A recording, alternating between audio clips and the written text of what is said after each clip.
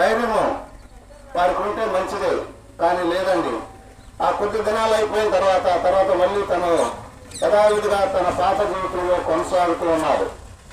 కనుక ఈ పాప నుంచి విడుదల కావాలంటే మనుషులకు మరి బైబిల్ ఒక మాట, ఎల్లవేమో క్రీస్తునందున వారి నూతన సృష్టి, పాతది గతించిన ఇదిగో క్రొత్త వాయనం రాయబడింది. పాత సృష్టి, పాత తల్లి గర్భంలో మనం జన్మించినప్పుడు పాపంలోనే జన్మించాం, పాపం ద్వారానే తల్లి గర్భం ధరించడం బైబిల్లో రాయబడింది. అయితే పాపమైన మనుషుడు పరలోక రాజ్యానికి, దేవుని రాజ్యానికి చేరడానికి ఒకే ఒక మార్గం అండి. ఆయనే ప్రభువైన యేసుక్రీస్తు. నేనే మార్గము సత్యము జీవనై ఉన్నానని ఆయన సెలవిస్తున్నాడు. ఆయన లోకానికి వచ్చే మనుషులందరి వరకు ఏం చేశాడనే ఆలోచన మీలో ఉండొచ్చు. ఒక తక్కువ కుల వారికి కాదని దేవుడు యేసుక్రీస్తు అందరికీ ప్రేమ. ఎందుకంటే దేవుడు లోకాన్ని ప్రేమించి తన కుమారుడైన యేసుక్రీస్తు